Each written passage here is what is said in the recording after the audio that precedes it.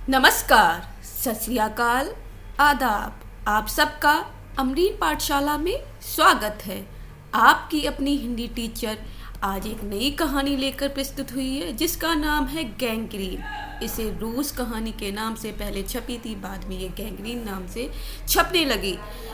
यह कहानी हमारी unit 7 net JRF paper 2 Hindi के लिए बहुत महत्वपूर्ण कहानी है क्योंकि नेट जेआरएफ में लगी हुई कहानी है। इस कहानी में हम लेखक परिचय, कहानी के पात्र, उद्देश्य एवं कहानी की संपूर्ण विषय वस्तु व्याख्या सहित पढ़ेंगे। तो चलिए हम गैंग्रीन के बारे में जानते हैं कि गैंग्रीन कहानी में है क्या। तो इसका थोड़ा सा विस्तार में से हल्का सा संक्षिप्त वर्णन यही देती हूँ कि गैंग्रीन क्या होता है कि पहाड़ियों पर रहने वाले व्यक्ति को जब कांटा चुभ आता है, जो आम कांटा जो होता है वो चुभ जाता है, परंतु कांटा चुभने के बाद बहुत दिनों तक छोड़ देने के बाद इस तरह से चुभ गया और वो सड़ने लगता है, तो व्यक्ति के पाँव में जख्म हो जाता है, वो सड़ने लगता है और इसका इलाज मात्र पाँव काटना ही रह जाता। जब कांटा निकल गया और कांटा अंदर ही रहा और पैर जो है या पाँव जो है वो सड़ने लगा है, तो इस तरह से मांस में और फिर उसका इलाज सिर्फ यही रह जाता कि अब पैर काट दिया जाए और इसका इलाज यही मात्र रह जाता है। तो गैंग्रीन का मतलब ही होता है कि जब शरीर के किसी भाग में चोट लग जाती है और वह चोट सही तरीके से ठीक नहीं होती, तब कुछ दिनों के बाद वह सड़ने लगता है, उसे गैंग्रीन नाम से जाना जाता है।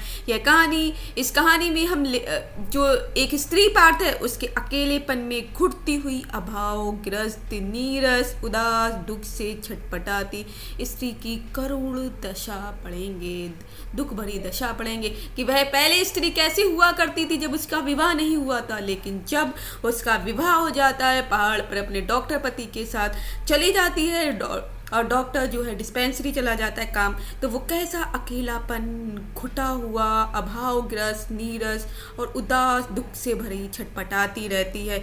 इसकी यही करुण दशा हम इसमें जानेंगे।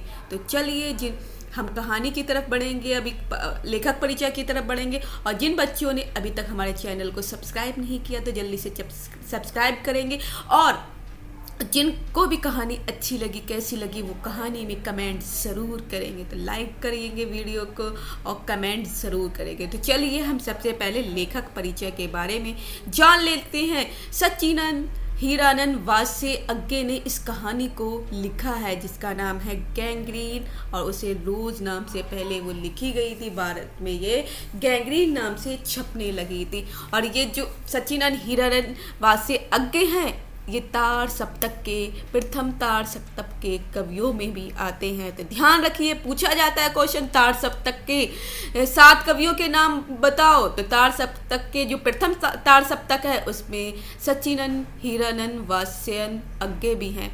इनका जन्म 7 मार्च 1911 एवं मृत्यु 4 अप्रैल 1927 को हुई थी। तो इनका जन्म आपको बच्चों पता चल गया और इनकी मृत्यु भी आपको पता चल रही है।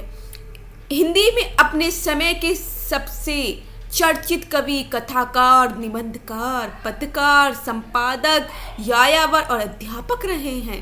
तो आप बच्चों जान सकते हैं कि हिंदी की सबसे चर्चित ये कवि भी हैं, दूसरे नंबर पे कथाकार, फिर तीसरा निबंधकार, चौथा पत्रकार, पांचवा संपादक, छठा यायावर और 7वां अध्यापक रहे। मतलब इन्होंने अपने जीवन में कई काम किए और उसमें सफल भी हुए।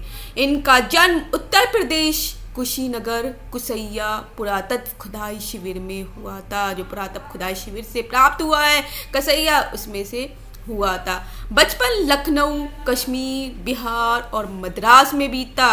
बीएससी करके अंग्रेजी में एमए करते समय क्रांतिकारी आंदोलन से जुड़कर बम बनाते हुए पकड़े गए। कि क्या हुआ था, बीएससी कर रहे थे और क्रांतिकारी उस समय आंदोलन चल रहे थे, क्योंकि उस समय हमारे देश के आज़ाद होने के लिए हर जगह आंदोलन चलाए जा रहे थे कि हमारा देश हो जाए। तो इस समय वो क्रांतिकारी में भाग ले रहे थे और आंदोलन कर रहे थे। उस समय वो बम बना रहे थे, एटम बम जो होते हैं, बम होते हैं, वो बनाते हुए पकड़े गए और वहाँ से फरार भी हो गए। थे पकड़े गए लेकिन वहाँ से भाग गए, फरार हो गए। सन सन 1930 ईस्वी के जो 30 ईस्वी के अंत में पकड़ लिए गए, फिर सन 1930 में पकड़े गए हैं ये विचारवश, फिर वह 4 वर्ष जेल में रहता था, 2 वर्ष नजरबंद रहे। अज्ञे प्रयोगवाद एवं नई कविता को साहित्य जगत में प्रतिष्ठित करने वाले कवि हैं कि नई कविता जो प्रयोगवाद स्टार्ट होता है उसके साहित्य जगत में प्रतिष्ठित करने वाले कवि रहे हैं। इन अनेक जापानी हाइकू कविताओं के अज्ञे ने अनुदित किया है, जो अपने जापानी कविता है उन्हें अनुदित किया है। बहुआयामी व्यक्तित्व के धनी और प्रखर कवि होने के साथ ही साथ अज्ञे की फोटोग्राफी भी उम्दा हुआ करती थी। जो फोटोग्राफी करते थे बहुत ही आला स्तर की हुआ करती थी, बहुत ही बड़े स्तर की हुआ करती थी।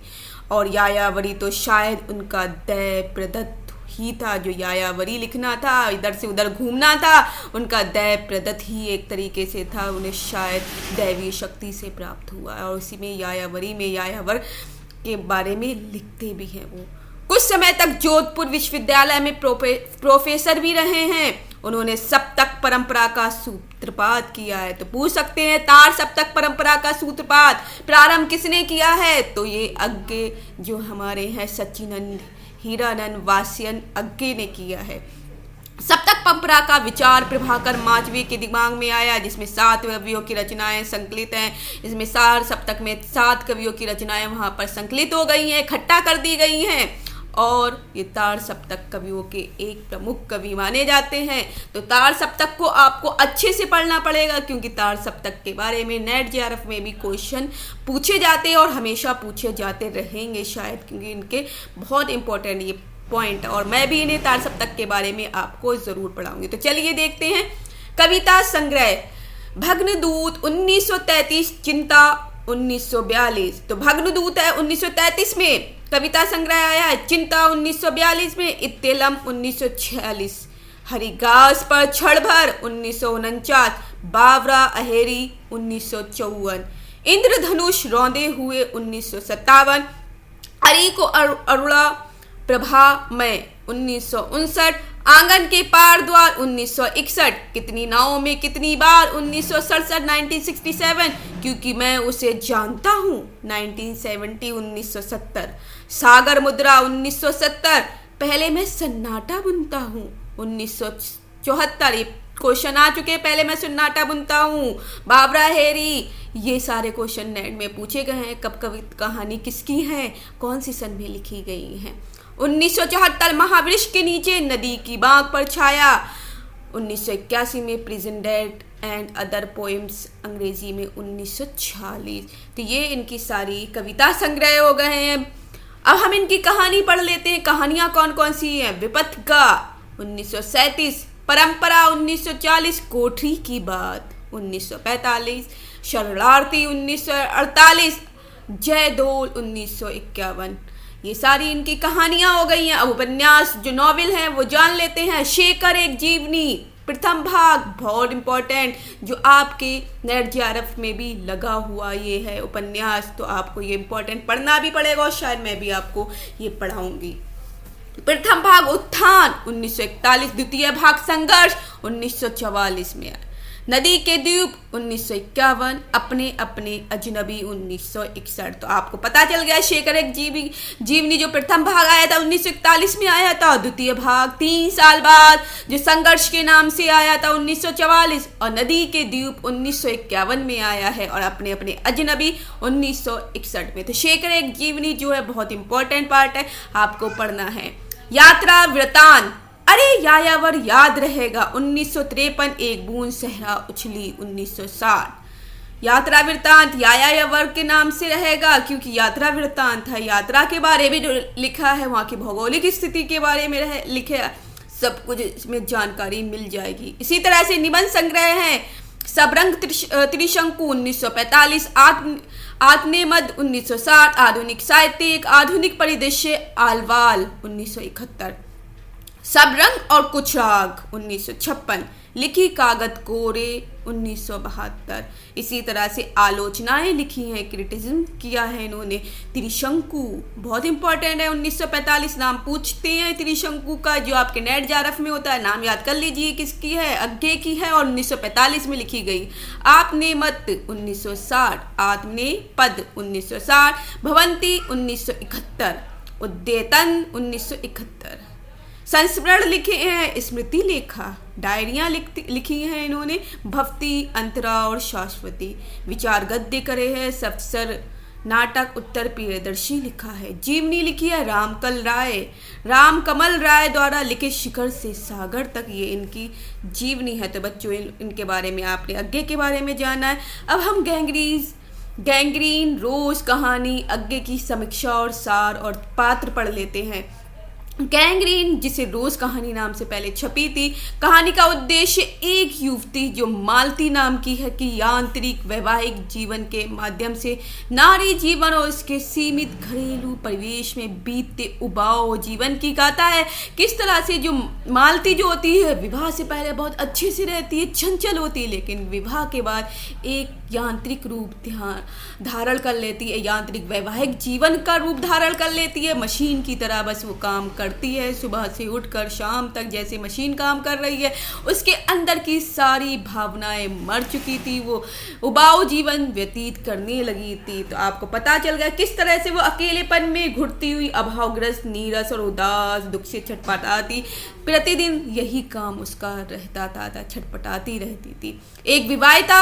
एक विवाहित नारी के अभाव में घुटते हुए व्यक्तित्व की त्रासदी का चित्रण किया गया है। यहाँ पर रोज एक ही दिनचर्या पर चलती मालती के जीवन की कहानी जो शीर्षक से भी बयान होती है। ये कहानी अज्ञे के कहानी संकलन विपदगा के पहले संस्करण में है, पर 5वें संस्करण में जो 1919 में नेशनल पब्लिशिंग हाउस दिल्ली से प्रकाशित हुआ था। यह कहानी गैंग्रीन शीर्षक नाम से प्रकाशित हुई थी। अब इनके हम करैक्टर क्या हैं, पात्र क्या हैं, वो जान लेते हैं इस कहानी के, और इस कहानी को हम अच्छे से पढ़ेंगे। तो कहानी के पात्र जो है, मालती है जो गैंग्रीन रोज कहानी की मुख्य पात्र है, विवाहित स्त्री जो एक बच्चे की मां और अपने वैवाहिक जीवन से त्रस्त है। महेश्वर मालती का पति जो एक पहाड़ी गांव में सरकारी डिस्पेंसरी में डॉक्टर है। टिटी मालती और महेश्वर का बच्चा है। जो टिटी बच्चे को दिखाया गया है, एक छोटे से बच्चे को, उसका नाम है टिटी। कथाकार जो कि एक अतिथि है और मालती के बचपन का मित्र और रिश्ते का भाई है, वो कथाकार है जो कहानी लिख रहा है, जो मालती के घर गया और उसकी स्थिति को देखते हुए वो पूरी कहानी लिख देता है। तो ये नाम याद रखिए, मालती, महेश्वर, टिटी, कथाकार। ये आपको एग्जाम में नेट जेआरएफ के पूछे जाते हैं कि कौन सा पात्र कौन सी कहानी के, तो सारे पात्रों को अच्छे से ध्यान में रखेंगे। तो चलिए, आपने अभी तक इतना जाना है बच्चों। इसी तरह गैंग्रीन रोज कहानी की हम थोड़ी सी समीक्षा जान लेते हैं। इस कहानी को 3 भागों में दर्शाया गया है। तो आपको पूछ सकते हैं कितने भागों में, 3 भाग हैं, इसके 3 अंक हैं, तो 3 भागों में दर्शाया गया। इस कहानी में एक विवाहिता के मन की उदासी और अकेलेपन अनुभूति का चित्रण है। इस कहानी में जब उसका भाई उससे वर्षों बाद मिलने आता है तो मालती उसका स्वागत बड़े ही औपचारिक ढंग से करती है, सिर्फ औपचारिक ढंग से कर रही है। मालती में थोड़ा भी उत्साह नहीं दिखाई देता है, वह नीरस भाव में हमेशा रहती है। उससे उसका हाल समाचार तक नहीं पूछती। उसके अपने भाई से जो अब मिलने आया, कथाकार है, जो दूर का रिश्तेदार भाई है और मित्र भी है एक तरीके से बचपन का, उससे उसका समाचार भी, उसका हाल भी नहीं पूछती। कैसे हो, क्या कर रहे हो और कैसे रह रहे हो, कुछ भी नहीं पूछती। एक बातूनी लड़की जो शादी से पहले, विवाह से पहले एक बातूनी लड़की थी, हमेशा चंचल भाव में रहती थी, शादी के 2 वर्षों में ही एक यांत्रिक लड़की में तब्दीली हो गई। तो किस तरह से हर एक लड़की जो शादी विवाह से पहले रहती है, चंचलताएं किस तरह से उसकी खत्म हो जाती हैं, विवाह के बाद वो एक यांत्रिक रूप धारण कर लेती है और मशीनी की तरह काम करती रहती है कि इतने बजे ये काम करना है, अब ये काम खत्म हुआ था, दूसरा काम करना है। वो दिन भर इसी क्रिया में लीन होती है और अब बस यही उसकी एक उबाऊ भरी जिंदगी रह जाती है। पूछे गए प्रश्नों के उत्तर केवल हाँ और ना में देती है या 2-4 शब्दों में देती है, सिर्फ हाँ और ना में बोलती रहती है और उसके अंदर का जो चंचलतापन था वो सब खत्म हो गया था। इससे यह प्रतीत होता है कि उसके पास कहने को कुछ भी नहीं है। अब ऐसा लगता था कि शायद अब उसके पास कहने के लिए कुछ नहीं बचा है। वो अकेलेपन के भाव, नीरस भाव में वो बस जिंदा ही है। वह तो या तो घर के कार्य या अपने बच्चे को संभालने में लगी रहती है। प्रथम भाग में कहानी में मालती की बाह्य स्थिति दिखती है। दूसरे भाग में मालती के मन स्थिति का चित्रण है। मन की स्थिति का चित्रण किया गया, जिससे उसके हाव भाव और मानसिक उथल पुथल उसके मन के भीतर के द्वंद्व को बयान करते हैं। तो बच्चों, आपने जैसे जाना इस कहानी की समीक्षा को जाना, अब इसी तरह से हम इस पूरी कहानी की तरफ चलते हैं। तो चलिए देखते हैं कहानी की तरफ। शब्द टू शब्द हम पढ़ेंगे। ये सामने आपके कहानी आ गई। गैंग्रीन रोज डलहौजी, मई 1934 में अज्ञे ने लिखी है। अब हम कहानी स्टार्ट कर रहे हैं। देखो सामने से स्टार्ट हो रही है कहानी। कैसे स्टार्ट हो रही है वो देख लेते हैं। दोपहर में उस सूने आंगन में पैर रखते हुए मुझे ऐसा जान पड़ा मानो उस पर किसी शाप की छाया मंडरा रही हो। उसके वातावरण में कुछ ऐसा अखत्य, अस्पृश्य किंतु फिर भी बोझल और प्रकंपमय और घना सा फैल रहा था। मेरी आहट सुनते ही मालती बाहर निकली। मुझे देखकर, पहचान कर उसकी मुरझाई हुई मुख मुद्रा तनिक से मीठे विस्मय से जागी सी फिर पूर्ववत हो गई, पहले जैसी हो गई। उसने कहा, आ जाओ, और बिना उत्तर की प्रतीक्षा किए भीतर की ओर चली। मैं भी उसके पीछे हो लिया। भीतर पहुंचकर मैंने पूछा, वे यहाँ नहीं है? तो यहाँ पर जो लेखक है वो अपनी बहन मालती की यहाँ आया है और उसकी मित्र भी है। जैसे ही वो दोपहर के समय पूरे आंगन में पैर रखता है तो सूना आंगन लगा हुआ था। ऐसा लग रहा था किसी ने श्राप दे दिया हो, जिसमें पूरे सूनेपन की छाया जो है वो मंडरा रही हो। उसके घर का वातावरण कुछ अथखत्य, अस्पृश्य फिर भी बोझल और प्रकंप में घना सा फैला हुआ था। और उसकी जैसे ही वो पैर का आवाज अंदर आता है तो उसकी आहट सुनते ही मालती बाहर निकलती है। मुझे और बाहर निकलकर उसे पहचान कर थोड़ा सा उसके अंदर थोड़े से भाव उठते हैं और आगे अंदर बुला लेती है। और वो प्रतीक्षा भी नहीं करती वो पीछे से आ रहा है या नहीं आ रहा है। भीतर जो अंदर पहुंचकर मालती से लेखक पूछता है, कथाकार पूछता है, जो उसका मित्र है, वे यहाँ नहीं है? मतलब है तुम्हारे जो डॉक्टर हैं, पति हैं, वो यहाँ नहीं है। तो अब उसका उत्तर क्या मिलता है वो देख लेते हैं। अभी आए नहीं, दफ्तर में हैं, थोड़ी देर में आ जाएंगे। कोई 1:30-2 बजे आया करते, कब के गए हुए, सवेरे उठते ही चले जाते। मैं हूँ कर पूछने को हुआ, और तुम इतनी देर क्या करती हो? पर फिर सोचा, आते ही एकाएक प्रश्न ठीक नहीं है। कमरे में चारों ओर देखने लगता है, पूछ रहा है कब आते हैं, तो वो बताने लगती है और एकदम पूछती, तुम अकेले इतने पूरे दिन में क्या करती रहती जब वो बाहर रहते? तो लेखक अभी पूछ नहीं रहा है। एकाएक एकदम से पूछना ठीक भी नहीं है। मालती एक पंखा उठा लाई और मुझे हवा करने लगी। मैंने आपत्ति करते हुए कहा, नहीं, मुझे नहीं चाहिए, पर वह नहीं मानी। बोली, वहाँ चलिए। कैसे नहीं? इतनी धूप में तो आए हुए, यहाँ तो बहुत गर्मी है। इसलिए वो मालती जो है वो लेखक पे, कथाकार पे पंखा झलती है। मैंने कहा, अच्छा लाओ मुझे दे दो। मतलब वो कहने लगता है, जो लेखक है, कथाकार है, कि लाओ पंखा मुझे ही दे दो, मैं खुद ही झल लूँगा। जो हाथ का पंखा जो होता है झला जाता है, जहाँ पर लाइट नहीं होती तो उन घरों में हाथ के पंखे यूज होते हैं। जहाँ गांव में ग्रामीण वासियों के आपने देखा होगा, जहाँ कब लाइट नहीं आती तो हाथों के पंखे जो रहते हैं वो निकाल लिए जाते हैं। वह शायद ना करने वाली थी, पर तभी दूसरे कमरे से शुशु के रोने की आवाज़ सुनकर उसने चुपचाप पंखा मुझे दे दिया और घुटनों पर हाथ टेक कर एक थकी हुई करके उठी और भीतर चली गई। मतलब वो ना करने ही वाली थी तभी, लेकिन उसके बच्चे की आवाज़ आ गई जिसका नाम टिटी है, तो वो फिर पंखा देख कर चली जाती है। मैं इसके जाते हुए दुबले शरीर को देखकर सोचता रहा, यह क्या है? यह कैसी छाया इस पर छा गई है?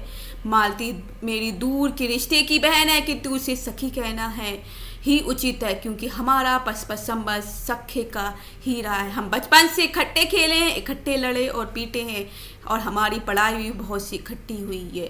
तो मतलब अभी एक सखे भाव का है, क्योंकि साथ में रहे हैं। और हमारे व्यवहार में सदा सख्य की शिक्षा और संजनता रही है। फिर कभी भ्रातृत्व के या बड़े छोटेपन के बंधनों में नहीं घिरी है। मतलब है हम भाई के बंधनों में ना रहकर एक सबके भाव से जैसे मित्र फ्रेंड्स रहते हैं वैसे खेले हैं, एक दूसरे को पीटा है, इस तरह से रहे हैं। तो इसलिए हम भाई बहन के बंधनों के उस तरह के एक बंधन ना हो कि एक हमारा सबके भाव वाला है। मैं आज कोई 4 वर्ष बाद उसे देखने आया हूँ, मतलब 4 वर्ष बीत गए उसके बाद मैं उसे देखने आया हूँ। जब मैंने इससे पूर्व देखा तब वह लड़की ही थी, अब वह विवाहिता है। इससे पहले जब देखा था, मैंने विवाह से पहले देखा था, तब वह लड़की थी, लेकिन अब विवाहिता बन गई है, एक बच्चे की माँ भी है। इससे कोई परिवर्तन उसे में आया होगा तो यदि आया हो तो क्या, यह मैंने अभी तक सोचा ही नहीं था। किंतु अब इसके पीठ की ओर देखता हूँ सोच रहा था ये कैसी छाया इस घर पर छाई, और विशेषता मालती पर किस तरह का भाव छाया हुआ है। वो चंचलता है इसके अंदर से कहाँ खत्म हो गई और कैसा भाव इसके अंदर आता चला गया है। नीरस भाव आया हुआ है बिल्कुल। मालती बच्चे को लेकर लौट आई और फिर मुझसे कुछ दूर नीचे बिछी हुई दरी पर बैठ गई। मैंने अपनी कुर्सी घुमाकर कुछ उसकी ओर उन्मुख होकर पूछा, इसका नाम क्या है? मालती ने बच्चे की ओर देखते हुए उत्तर दिया, नाम तो कोई निश्चित नहीं किया, वैसे टिटी कहते हैं। मैंने उसे बुलाया, टिटी टिटी आ जा, पर वह अपनी बड़ी बड़ी आंखों से मेरी ओर देखता हुआ अपनी माँ से चिपट गया और रुआंसा सा होगा कहने लगा, उहूं उहूं उहूं। मालती ने फिर उसकी ओर एक नज़र देखा और फिर बाहर आंगन की ओर देखने लगी। अब इसी तरह से उसकी नीरसताएं और ये सब देखने को लेकर उसकी तरफ देखती, फिर आंगन की तरफ देखने लगी, शायद उसके पति आ जाए इसलिए वो शायद देख रही। काफ़ी देर मौन रहा, काफ़ी देर वहाँ पर सन्नाटा ही रही। मालती कुछ बोल ही नहीं रही, तो वहाँ मौन पड़ा हुआ था। थोड़ी देर तक वह मौन आकस्मिक ही था, जिससे मैं प्रतीक्षा में था कि मालती कुछ पूछे, किंतु उसके बाद एकाएक मुझे ध्यान हुआ मालती ने तो कोई बात ही नहीं की। यह नहीं पूछा कि मैं कैसा हूँ, कैसे आया हूँ, चुप बैठी है। क्या विवाह के 2 वर्ष में ही वह बीते दिन भूल गई, या अब मुझे दूर इस विशेष अंतर पर रखना चाहती है, क्योंकि वह निर्भय स्वच्छंदता अब तो नहीं हो सकती। पर फिर भी मैं ऐसा मौन जैसा अजनबी से भी नहीं होना चाहिए, जैसा अजनबी के साथ करते इस तरह से भी नहीं होना चाहिए। क्यों वो ऐसी क्यों बन गई है, यांत्रिक रूप में वो क्यों आ गई है, वो इस तरह से उसके अंदर नीरस भरे भाव क्यों आ गए हैं, वो सारी चीजें देख रहा है। मैंने कुछ खिन्न सा होकर दूसरी ओर देखते हुए कहा, जान पड़ता है तुम्हें मेरे आने से विशेष प्रसन्नता नहीं हुई, खुशी नहीं हुई है। उसने एकाएक चौंक कर कहा, यह प्रश्न सूचक था कि उसे हुई या नहीं। प्रश्न सूचक था, किंतु इसलिए नहीं कि मालती ने मेरी बातें सुनी नहीं थी, केवल विस्मय के कारण। वो सिर्फ उसने सुना नहीं था, उसने सिर्फ हूँ कर दिया था। शायद वो कहीं और कुछ और सोचने में मगन थी, इसलिए मैंने अपनी बात दोहराई नहीं, चुप बैठा रहा। मालती कुछ बोली ही नहीं। तब थोड़ी देर बाद मैंने उसकी ओर देखा, वह एक टक मेरी ओर देख रही थी कि मेरे उधर उन्मुख होते ही उसने नीचे देखा।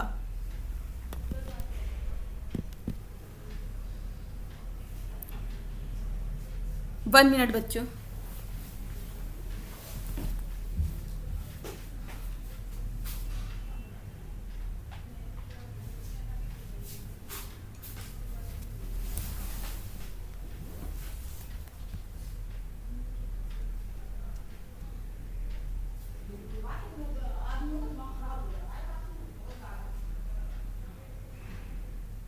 एक मिनट बच्चों भी।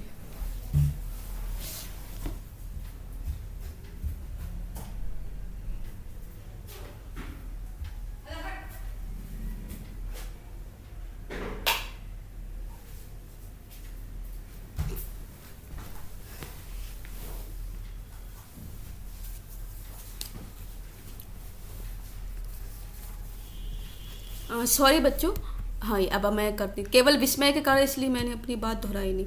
अब मालती के बारे में बोल रहा है तो मालती से करता हूँ का प्रश्न सूचक आया था, किंतु इसलिए नहीं, मालती ने मेरी बात नहीं सुनी, केवल विस्मय के कारण, इसलिए मैंने अपनी बात दोहराई नहीं, चुप बैठा रहा। मालती कुछ बोली ही नहीं। अब थोड़ी देर बाद मैंने उसकी ओर देखा, वह एक टक मेरी ओर देख रही थी, किंतु मेरे उधर उन्मुख होते ही, मेरे उधर देखते ही उसने आंखें नीचे कर ली। फिर भी मैंने देखा उन आंखों में कुछ विचित्र सा भाव था, मानो मालती के भीतर कहीं कुछ चेष्टा कर रहा हो कि किसी बीती हुई बात को याद करने की, किसी बिखरे हुए वायुमंडल को पुनः जगाकर गतिमान करने की, किसी टूटे हुए व्यवहार तंतु को पुनरुज्जीवित करने की, और चेष्टा में सफल ना हो रहा हो, वैसे जैसे देश से प्रयोग में लाए हुए अंक को व्यक्ति एकाएक उठाने लगे और पाए कि वह उठता ही नहीं। चिर विस्मित से मानो मर गया है उसने क्षीण बल से, यद्यपि वह सारा प्राप्य बल है, उठ नहीं सकता। मुझे ऐसा जान पड़ा है मानो किसी जीवित प्राणी के गले में किसी मृत जंतु को टोक डाल दिया हो गया हो और वह उसे उतार कर फेंकना चाहे पर उतार न पाए। तो मतलब है यहाँ पर जो मालती की स्थिति का वर्णन किया गया है वो इस प्रकार से किया गया कि वो जो गैंग्रीन में जो मालती है, मालती बहुत नीरस भाव से रह रही है, अभावग्रस्त है, अकेलेपन में घुटती हुई जिंदगी को जी रही है। और जब ये जी रही है तो उसका पता नहीं, वो इस चीज़ों को फेंकना भी चाहती है लेकिन निकल नहीं पाती, पुरानी यादों को याद करना चाहती है लेकिन याद करके भी उसे कुछ आशा नज़र नहीं आती, इसलिए उन चीज़ों को भी याद नहीं करती। ये सारी कहानी यहाँ पर बताई जा रही है कि उसके अंदर कितने बदलाव, इन 2 सालों के अंदर कितने बदलाव आ गए हैं। शादी के बाद, विवाह के बाद वो एक यांत्रिक रूप में धारण हो चुकी है, सारे भाव खत्म हो चुके हैं।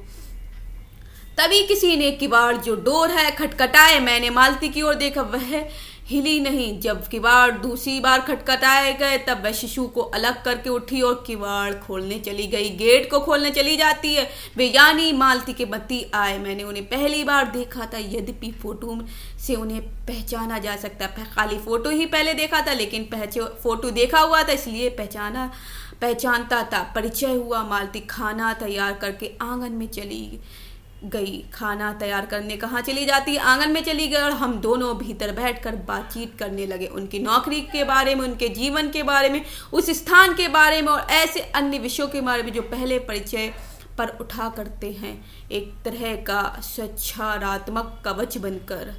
मालती के पति का नाम है महेश्वर। वह एक पहाड़ी गांव में सरकारी डिस्पेंसरी के डॉक्टर हैं। उसी हैसियत से इन क्वार्टरों में रहते हैं। प्रातःकाल सुबह के मॉर्निंग के टाइम 7 बजे डिस्पेंसरी चले जाते और 1:30 या 2 बजे लौटते हैं। उसके बाद दोपहर भर छुट्टी रहती है। केवल शाम को 1-2 घंटे फिर चक्कर लगाने के लिए जाते हैं।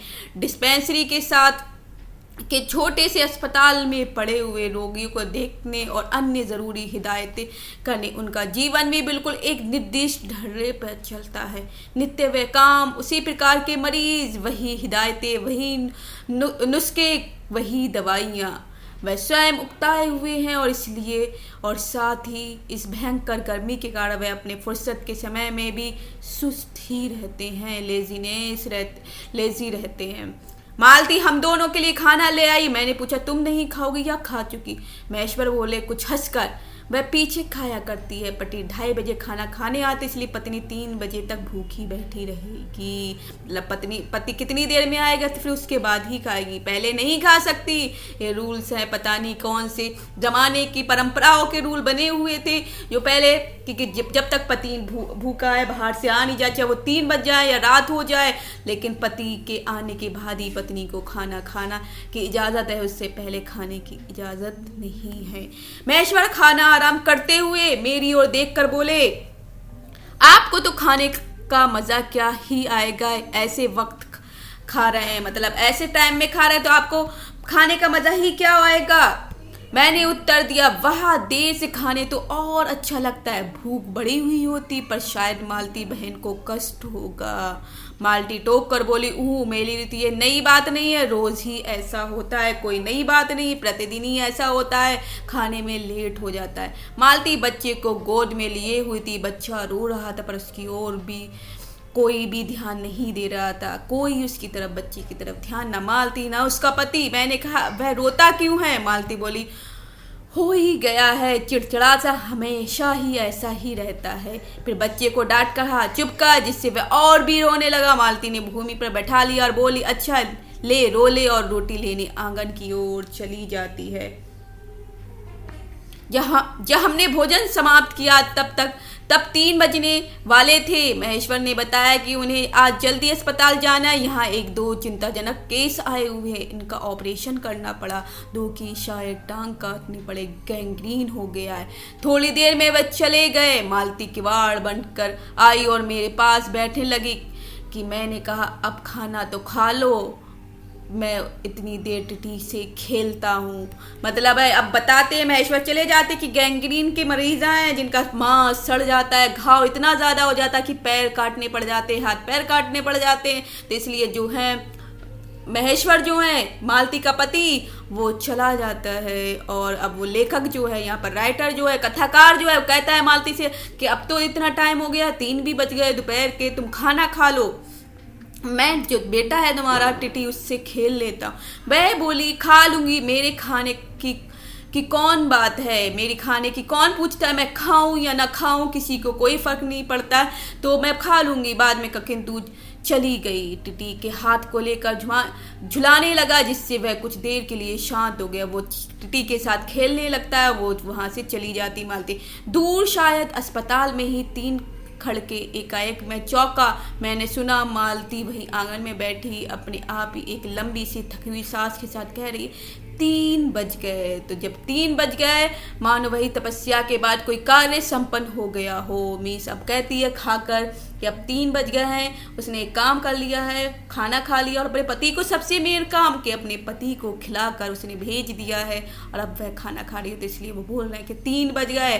फिर 1 घंटे बाद फिर बोलती है 4 बज गए। अब पूरा दिन सिर्फ टाइम की ऐसे ही बोलती रहती है। उसकी यही दशा उसके अंदर की चंचलता को ख़त्म कर रहा है।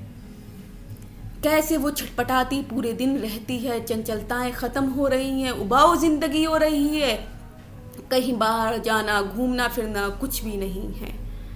थोड़ी ही देर में मालती फिर आ गई। मैंने पूछा तुम्हारे लिए कुछ बचा भी था या सब कुछ तो हम ही लोग खा गए? मतलब वो बोलना चाहता है बहुत था, हाँ बहुत था, भाजी तो सारी मैं ही खा गया था, वहाँ बचा कुछ होगा नहीं, यूँ तो रौब तो न जमाओ की बहुत था। मैंने हंसकर कहा। मालती मानो किसी और विषय की बात कहती हुई बोली यहाँ सब्जी वब्जी तो कुछ होती नहीं है, कोई आता जाता है तो नीचे से मंगा लेते हैं। मुझे आए 15 दिन हुए हैं, जो सब्जी साथ लाए थे वही अभी बढ़ती जा रही है। मैंने पूछा नौकर कोई नहीं है? कोई ठीक मिला नहीं, शायद 1-2 दिन में हो जाए।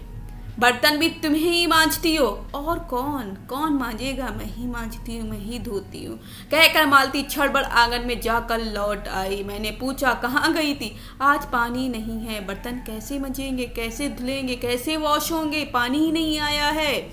क्यों? पानी को क्या हुआ? रोज ही होता है, कभी वक्त पर तो आता नहीं। आज शाम के 7 बजे आएगा तब बर्तन मंजेंगे, जब शाम को 7 बजे पानी आएगा तब बर्तन मैं धोऊंगी। चलो तुम्हें 7 बजे तक छुट्टी हुई। कहते हुए मैं मन ही मन सोचने लगा अब इसे रात के 11 बजे तक काम करना पड़ेगा। छुट्टी क्या खाक हुई? मतलब अब रात के 11 बजे तक इसके काम करना पड़ेगा। यही उसने कहा। मेरे पास कोई उत्तर नहीं था, पर मेरी सहायता टिटी ने की। एकाएक फिर रोने लगा और मालती के पास जाने की चेष्टा करने मैंने उसे दे दिया। टिटी मालती के पास चला जाता है। थोड़ी देर फिर मौन रहा। मैंने जेब से अपनी नोटबुक निकाली और पिछले दिनों के लिखे हुए नोट देखने लगा। तब मालती को याद आया कि उसने मेरे आने के कारण तो पूछा नहीं और बोली यहाँ आए कैसे? मैंने कहा ही तो अच्छा अब याद आया, तुमसे मिलने आया था। और क्या करने?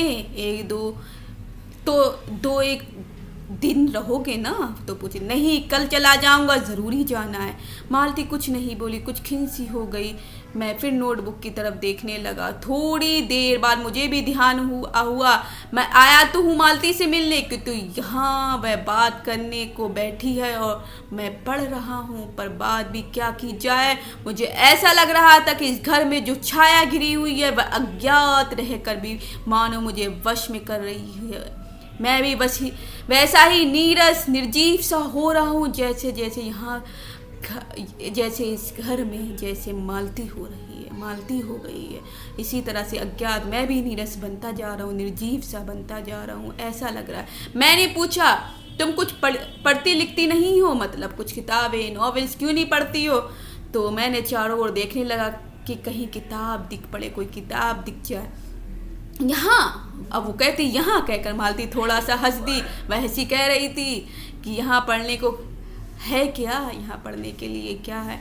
मैंने कहा अच्छा, मैं वापस जाकर ज़रूर कुछ पुस्तकें भेजूंगा। और वार्तालाप फिर समाप्त हो गई कि मैं कुछ जाकर वापस चला जाऊंगा, तब तुम्हारे लिए कुछ पुस्तकें भेज दूंगा, तुम उससे पढ़ती रहना। थोड़ी देर बाद मालती ने पूछा आए कैसे हो लारी में?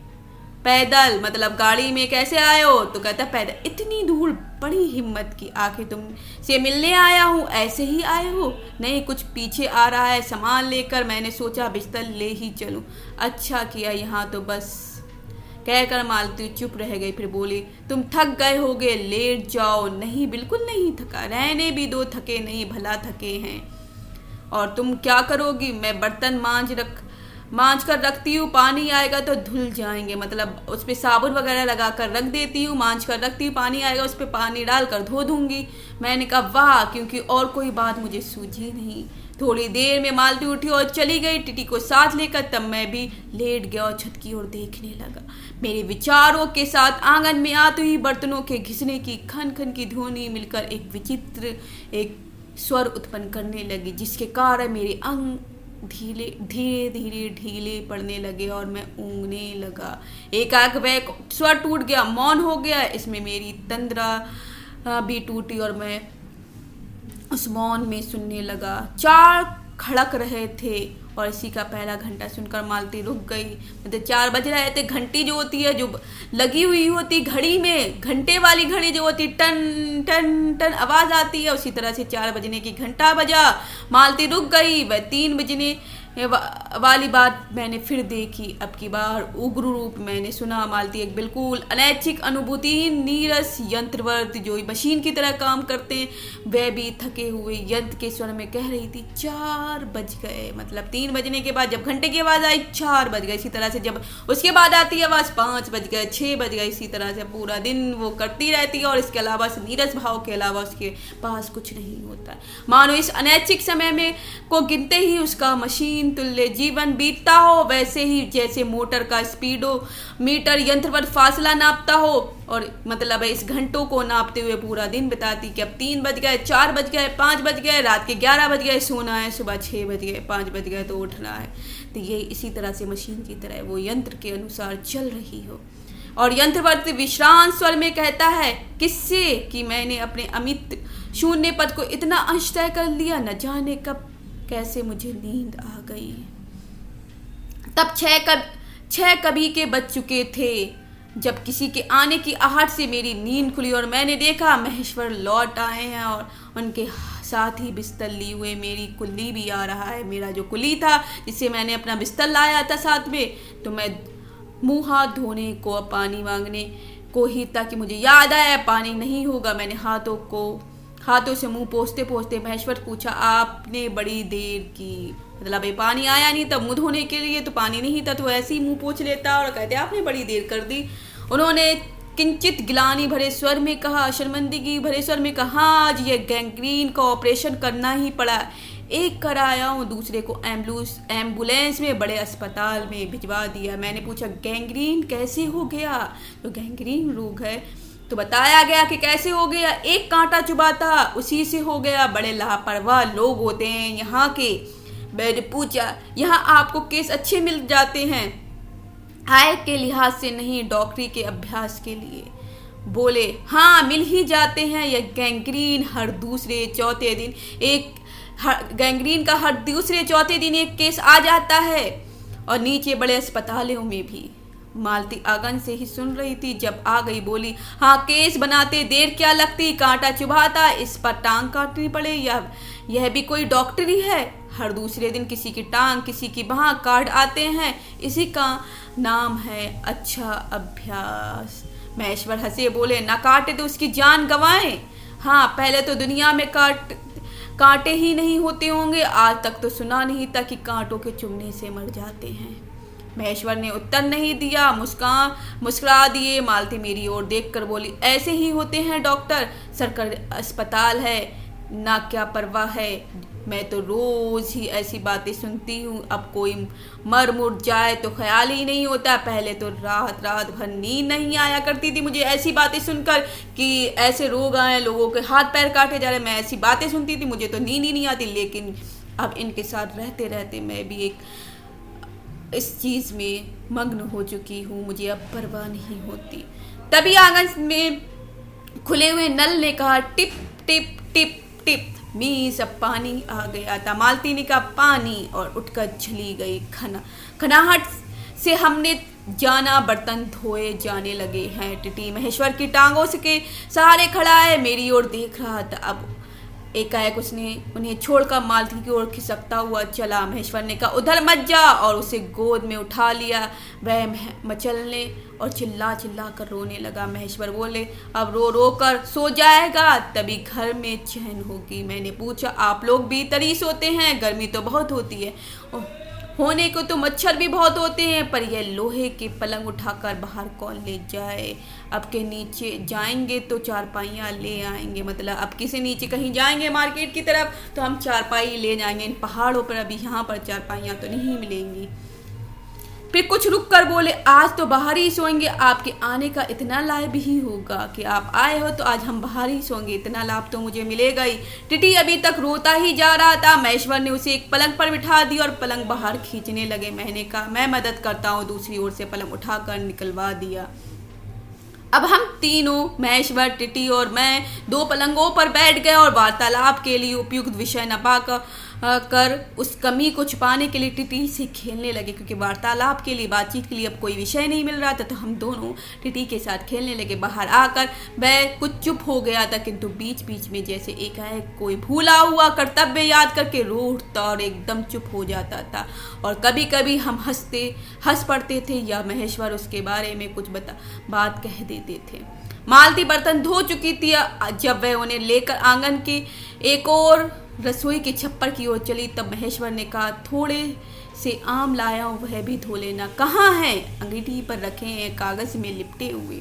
मालती ने भीतर जाकर आम उठा अपने आंचल में डाल लिए जिसे कागज में लिपटे हुए थे। वह किसी पुराने अखबार का टुकड़ा था।